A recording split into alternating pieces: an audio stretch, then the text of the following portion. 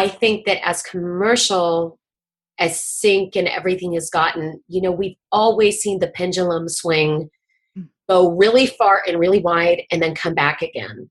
So I think music will be important again, and it will be a driving force in the culture, but we've got to keep making it. Welcome to the Female Entrepreneur Musician Podcast with Bree Noble. Bree is a musician, entrepreneur, speaker, and founder of Women of Substance Music Radio and Podcast. Bree's interviews with successful female musicians and industry pros are both inspirational and informational. She also answers your questions about the music business. Bree is on a mission to help you create great music, connect with your fans, and grow your business, and to truly become a female entrepreneur musician. Hey, my name is Bree Noble, and you are listening to the Female Entrepreneur Musician Podcast, where we talk about making great music, connecting with your audience, and growing your business. And happy 2018. This is our first show of 2018, and I am just excited to be with you today and sharing this interview that I recorded just a little bit ago with my friend Rehya Stevens. I think you're going to learn so much from her. I think it's really cool to see an independent artist like Rehya making a living from music and doing this her entire life since she was like a teenager. She knew that music was her focus, it was her passion, and she made it happen. And I think you guys will really be inspired by this story and hopefully see a little bit of yourself in her journey and know that you are not alone in having this deep passion that drives you to do music. So here's a little bit of information about Rehya Stevens. Rehya Stevens grew up surrounded by the music industry. Her father toured with famous artists and, among other things, was an arranger for Disney's Mickey Mouse Club in the late 70s. Rehya always knew she wanted to be a professional musician and has been doing it as an independent artist for 17 years. She's a successful session and live singer and independent songwriter, but the most important thing to her is maintaining her integrity and sharpening her toolkit. Rehya truly believes that this is the absolute best time to be an independent female musician. So here's my inspiring interview with Rehya Stevens. So that's a little bit about Rehya Stevens. So Rehya, is there anything that you want to tell our listeners about you that's maybe a little bit unique or interesting, quirky, more personal that's not in your bio? Yeah. I suppose, just on a personal level, I love animals. I love nature and all things meaningful. And I guess where I am right now is that a career in music, I feel like, can be all consuming, especially as an independent artist, and it's really easy to feel overwhelmed. So I think it's important to live as a whole person and devote quality time to things that inspire and re-energize you, because you need that soil to make music that will inspire, re-energize, and move other people. And anyway, I do realize that I just sounded like somebody's mother, but I say just as much for myself. I need a mom too. So yeah, I want to say that for the listeners, because I think independent artists, you're wearing so many hats, that it's challenging to find a balance. So yeah, it's life is not all about career. You gotta fit in the other stuff too. Yeah, it's true. And I mean, even on, a small part of your career, that like the songwriting part or the performing part, like you need space to be inspired, like you said. And if we're just packing our day so busy, then we can't even notice things that should inspire us into writing about them. Yeah, exactly. And it's it's kind of like, you've got this kind of soul bank account, and you've got to invest in that as well, so that you've got something to excavate. Because when when you're going to write, you're excavating your mind, really. So, and if all you're putting in is is business and paperwork and, all this stuff. There's nothing there when you need when you need to write music that moves people. Yeah, that's so true. And I'm not necessarily the best person of keeping that balance, but I know I need to do it. And I kind of build in, I think that becomes my exercise time because I live in the woods. So, Yeah. I go out and I walk for an hour, and that's kind of when I get that space. And I have to build it into my day because I know that space won't happen naturally. Yeah, I know. You know? But isn't that true? It's like there's something about walking. There's something about walking and being in nature that it's always been that way. It's like I think you get the energy moving, and I think it's such a body, mind, soul connection. But I'm the same way. I will get out in nature and walk, and the ideas come where if I'm just kind of stuck in the house or, behind my desk doing a bunch of, music oriented stuff that's not really, creative. It doesn't seem to come. Yeah, no, I agree. I basically walking and the shower or bath are the places I've been the most inspired to write things. Interesting. Sometimes I like just build in a 30-minute bath into my Yeah. day and I just lay there, and it just allows me to open up to that. So yeah, it's something we all have to try to work in somehow. So Yeah. how did you get started in music? Well, it started a long time ago. I just kind of came out this way, I guess. I mean, as a kid, the story goes that I sang before I could talk. And, my parents kind of thought I was a little OCD. I would listen to this particular album as a toddler. It was a kid's album by an artist named Lori Lozak, and the album was called I Love Life. And it had songs that were called like Peanut Butter and A Tree, a Tree, a Tree, a Tree. Anyway, apparently I drove the family mad by playing the entire album every morning, 2 or 3 times in a row, singing along to it. And, studying the songs, learning the songs. I was so fascinated. And, anyway, we had a garage that was converted into a recording studio because my dad is a professional musician. And, of course, it didn't mean anything to me as a kid, but he was an arranger and composer for the Mickey Mouse Club back when it was the Facts of Life cast. Oh my gosh. I know. Wow. I know. I mean, and as a kid, I didn't understand any of that, but, and he played keyboards for Diana Ross and Bobby Caldwell and Bill Medley. And I'd hear all the rehearsals and the recording sessions. And I just remember feeling like I wanted to be singing and writing songs with everybody in the studio. So I would crash the studio and I would try to show all of these poor people in the band my songs. And my mother would drag me out of there kicking and screaming. I was just so passionate about my art, and it carried on that way. I mean, I was the strange kid who was walking around the field at lunch and recess by myself, writing songs, singing and arranging. And then I'd come home and record for hours and hours and hours. And so did you get access to that recording studio to record your own stuff?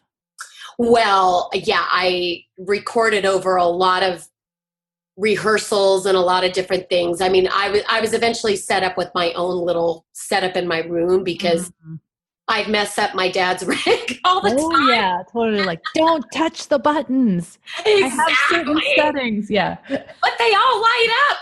What else are you supposed to do? So anyway, yeah. And eventually it just led to performing, regularly and professionally and at jazz festivals and nightclubs and bars and coffee houses and house parties. And, before I knew it, it was a professional thing, Wow. So did you know that you wanted to do that? Like even in high school, did you decide to go straight into performing, or did you go the college route and then still end up performing?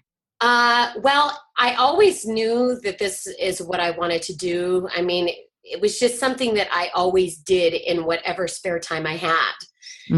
was kind That's of, how that is how you know. I truly believe that. Like if you had only 1 hour a day of spare time, what would you do with that?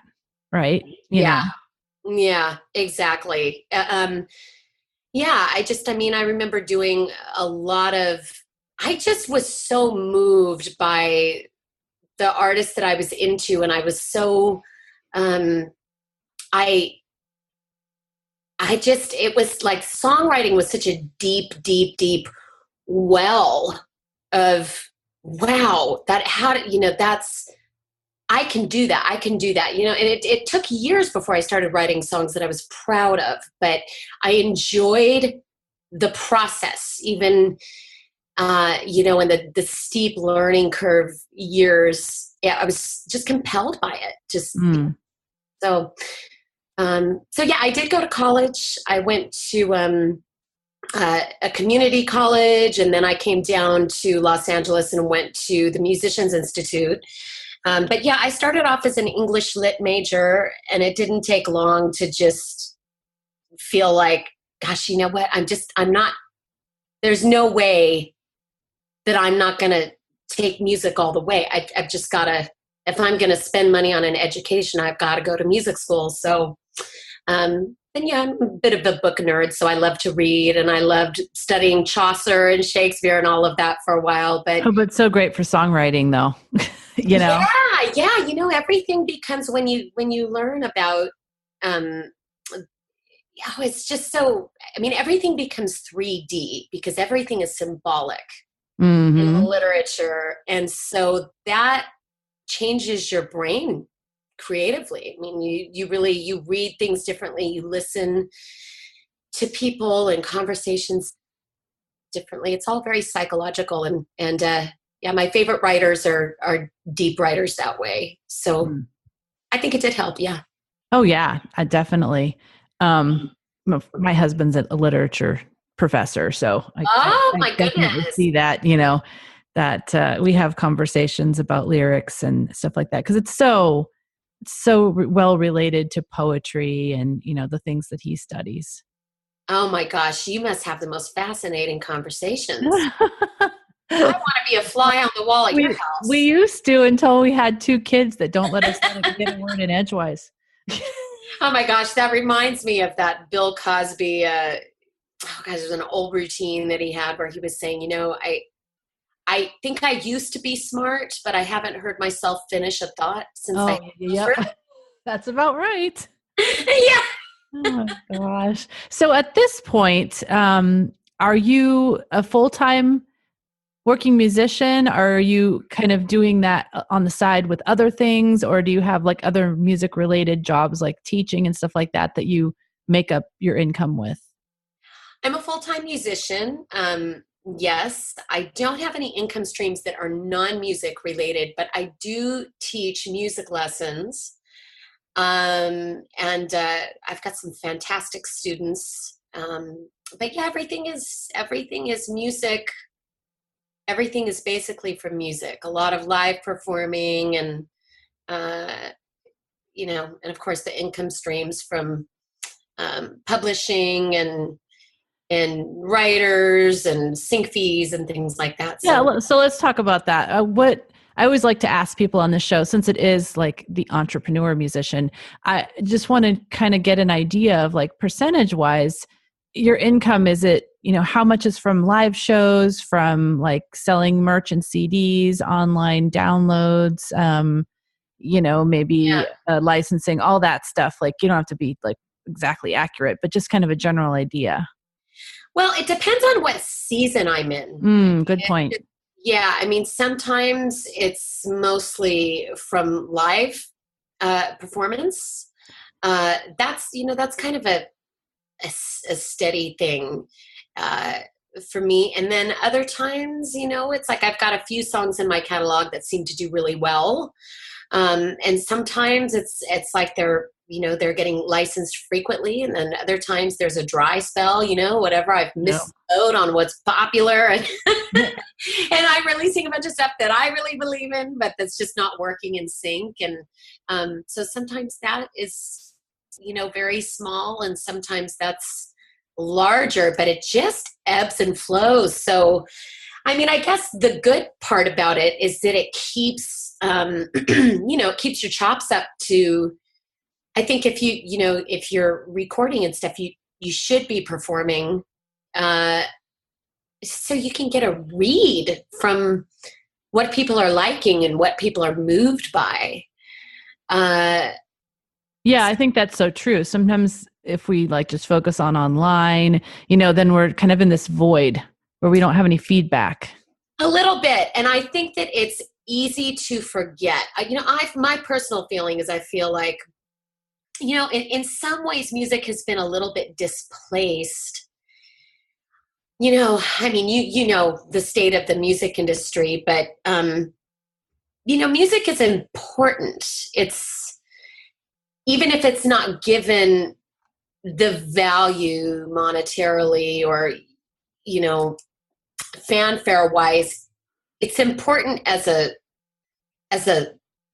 energy source in the world. And, sometimes I'll do a show and I have fans that from 10 years ago just still, they contact me about a song that I didn't even record that I sang at a show 10 years ago. And they say, I just want to hear that song again. I just want to, that song helps me so much because one time I had and that's what we do it for. I mean, I think, of course, as an artist, you want to make a living doing what you're doing, but the pure altruism of making music, we all started, I think, deep down, not because we wanted to make $1 million. I don't think anybody would stay in it because there's far easier ways to make $1 million, I think it's because you want to connect and you want to move people. So if you're making, I mean, for me anyway, and I'll just speak for myself, I think if you're making music that's maybe doing really great in sync, but you're not really moving anybody with it because it's way back there in the background or nobody's really hearing it, or it's just kind of functional music. I don't know. I think you've kind of missed the point. I mean, you're paying some bills, but I think that,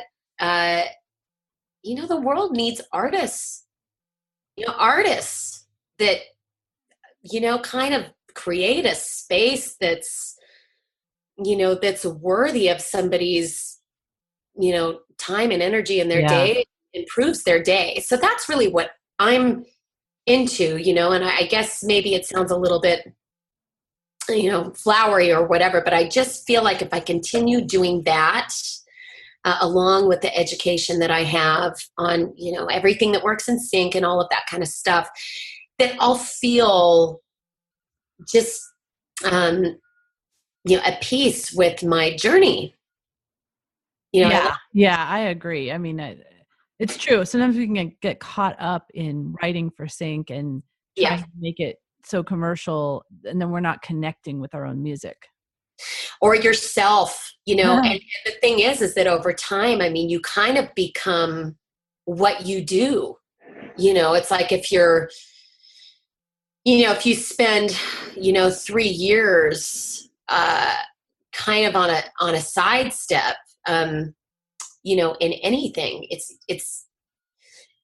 it can be a little bit tough to get back on track. So, I guess I want to say that just, oh my gosh, just keep the heart in it, keep the soul in it, talk about things that matter in music, because I think that as commercial as sync and everything has gotten, we've always seen the pendulum swing, go really far and really wide and then come back again. So I think music will be important again, and it will be a driving force in the culture, but we've got to keep making it. Yeah, definitely. It's so true. Yeah. So what are your favorite kinds of places to perform? And, like maybe what's your favorite place in the LA area? And then just in general, like what are your favorite kind of venues to perform in? And do you actually book them yourself or do you have somebody help you? Well, I usually book, shows for myself, as an artist. I mean, I work with an agency that books me for a lot of other gigs, like private parties and stuff like that. and that's fantastic. But I really love doing small theaters. I think there's an intimacy. I like to talk about the songs. I kind of feel like, the heart of any live performance comes from the rapport with the audience. And there's something about small theaters and smaller rooms with a real piano and stuff that really supports that well. Nightclubs where there's a lot of talking and, stuff like that, that's a little bit, it can be awfully deflating. Yes, absolutely. Nobody wants to be background music. No. So yeah, I like, believe it or not, I love the sound system at Genghis Cohen. I love that sound system there. I always feel like it just is, they redid it not too long ago, and it sounds great there. But it's, it's obviously very small there. Let's see where else. I performed in a lot of the great hotels and dinner rooms and all that kind of stuff around LA. But I guess one of my favorite places to perform was the Crest Theater in the Sacramento area. Oh, I've never been there. Oh my gosh, it's like heaven. The Crest Theater was fantastic. Any place that's kind of theatery and yeah, we have one in Fresno. You can come, the Tower Theater.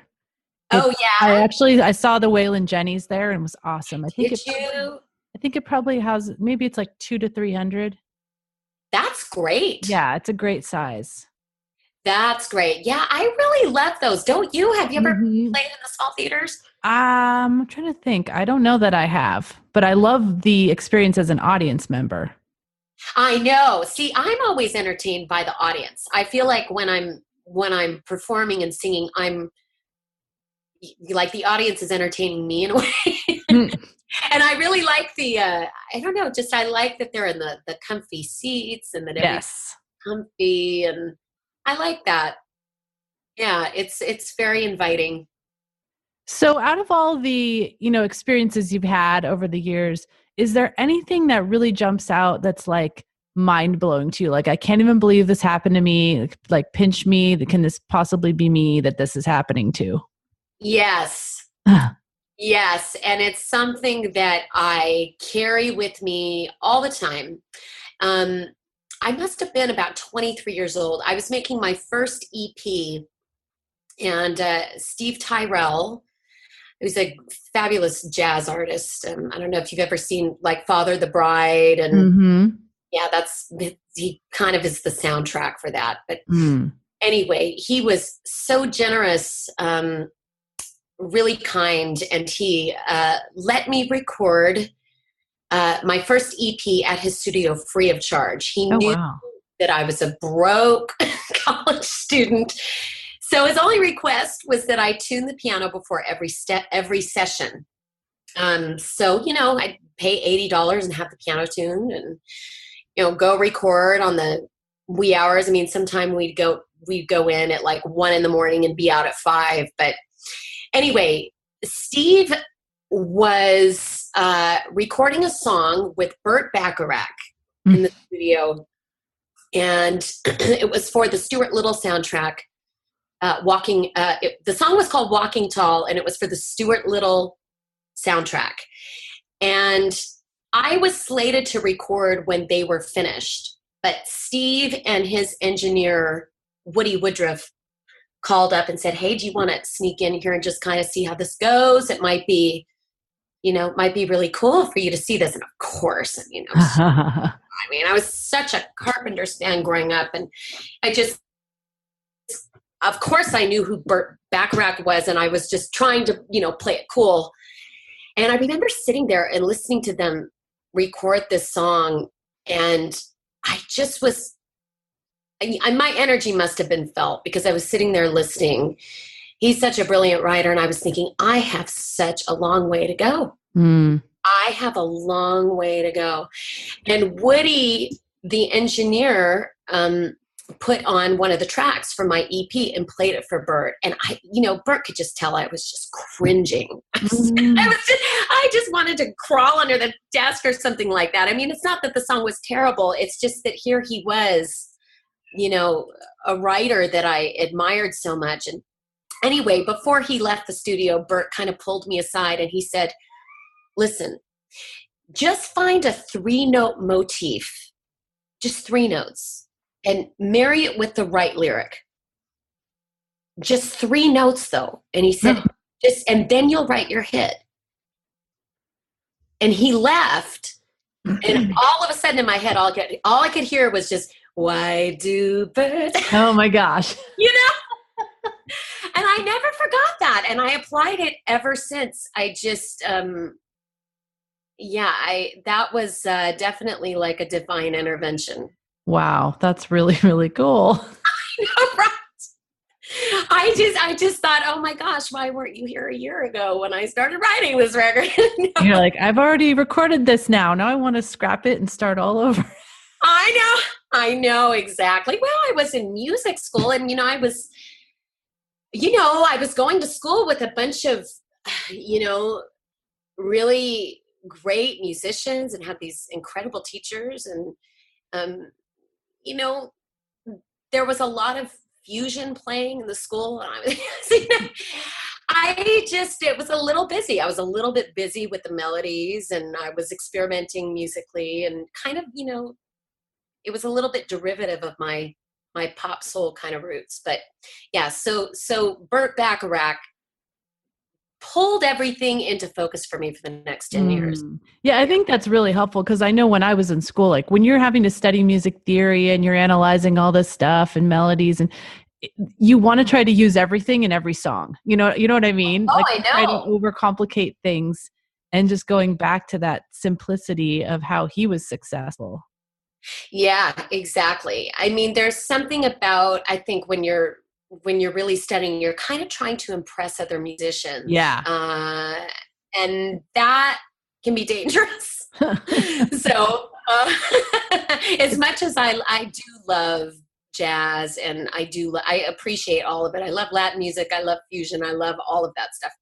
And I love improv. So I get it, but I'm a pop person. But it's kind of like when R&B artists just put in so many runs because they're just trying to prove that they're better than the next R&B artist or something. You know what I mean? You know how that happens? I was watching The Voice the other day and I'm like, oh my gosh, this whole song is one long run.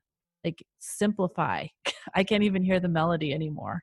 Yeah. There's something about it that, I mean, as a singer, I have so many friends who can sing circles around me. Who've been on all of those, but you can kind of miss the point a little bit.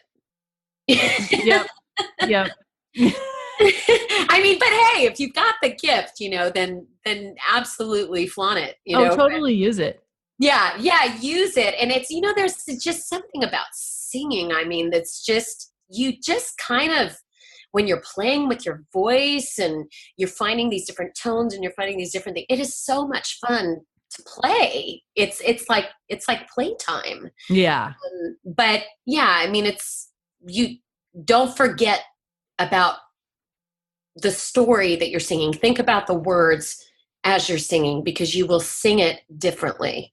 And if you're just thinking about singing, then probably the song might not connect in the same way as if you're thinking about the story. Yeah, absolutely. Totally agree with that. So let me ask you, you've been doing this for quite a while. Obviously, when you first started, there was no social media and all that stuff. Right. How did you, move from like the way you engaged with fans originally to now? Like, how did you incorporate social media and how do you like to engage with fans online and offline? Well,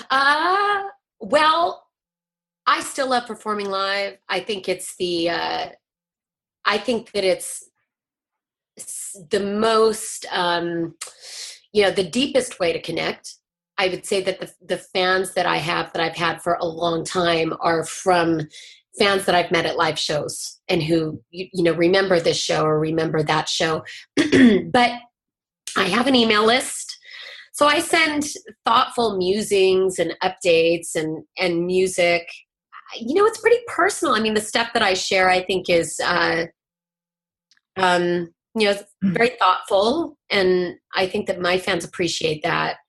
Online though, I gotta say, I feel like it's a daily thing that I kind of have to work at, but I guess being real, speaking from the heart is the most effective thing for me. If I overthink a post, it sounds too gimmicky, which is a total cringe factor. It's just like, sometimes I look back and I go, oh my gosh, what was I thinking? I think I'm learning that inspiring with substance, if you post something inspiring, have something to support it, like a story, an example. And I think for me, what works for me is having depth to support inspirational, encouraging phrases or sayings or photos, but being brave enough to really stick my neck out and get personal, because I think that's what opens up the hearts of other people. So some days I do a good job and others I fail miserably. It depends on how well I've slept and what time of the month it is and all of that. Oh yeah. Have you done any live streaming? I have not done that yet, but I am planning to, actually in a couple of weeks. So that's going to be interesting. It's going to be fun. But yeah, it's a little bit, it's just, it can be a little intimidating. So is it just going to be like you are live streaming from a show, or are you going to, come on and tell a story and sing a song or something like that?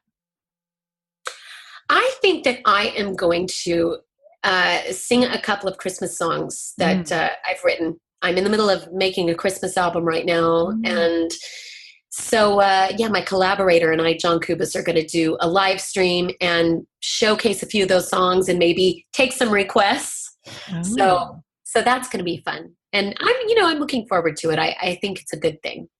That's very cool. So are you going to be able to release that song in 2017? I mean, that album, the Christmas album? Probably not in 2017, but I am definitely releasing one single, if not one, then two, before the end of the year. And then we'll release the rest of it in 2018.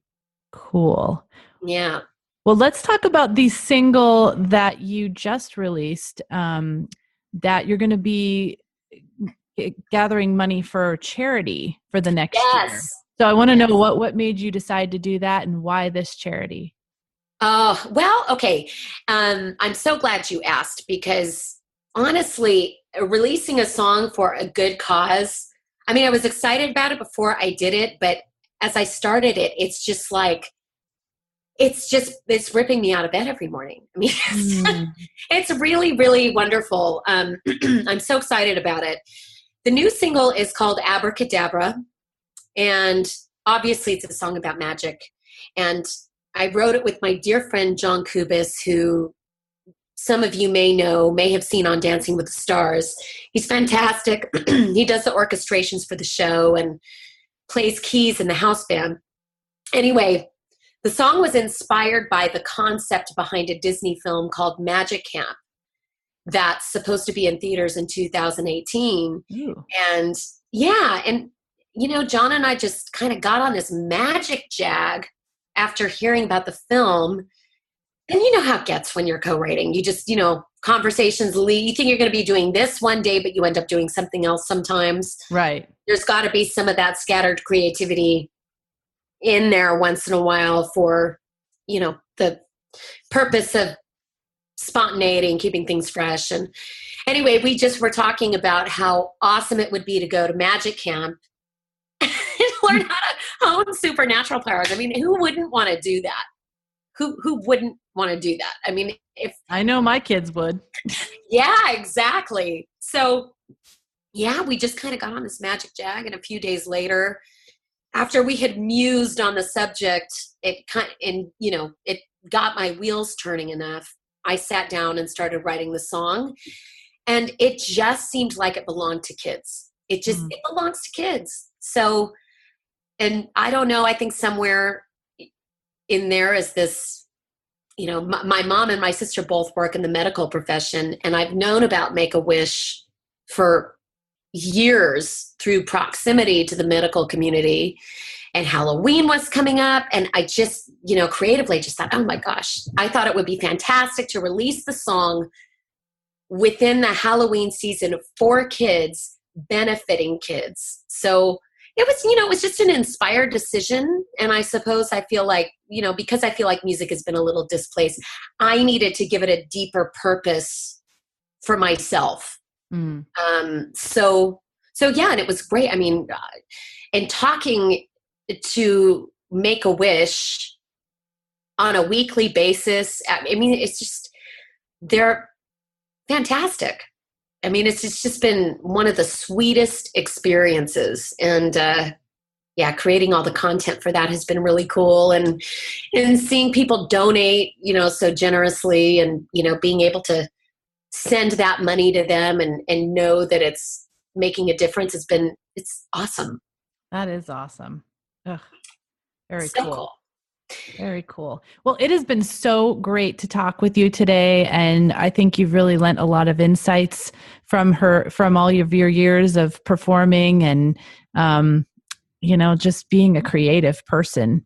So can you let our listeners let them know how they can find you online? Yeah, absolutely. You can email me at mail@friendsofrehya.com. And my name is spelled R-E-H as in Henry, Y-A. So that's mail@friendsofrehya.com. You can find me on Facebook, Twitter, Instagram, and on my website at www.rehyastevens.com. And thank you, Bree. Thank you so much for having me. This has just been such a pleasure. Oh, you are welcome. I mean, we've kind of known each other on the fringe for quite a while now, and I'm glad we finally got to talk. Me too. It's fantastic. And I love that you're a nature lover and write songs on long walks too. I thought I was the only oddball. Oh no. Lots of oddballs in the music world, right? Yeah, we're all right at home. Well, thank you so much. Now go out and make great music, connect with your fans, and grow your business. Female Entrepreneur Musician has been brought to you by FEMusician.com and FemaleMusicianAcademy.com. With editing by Jen Eads of 317 Sound Design and music by Stella Ronson.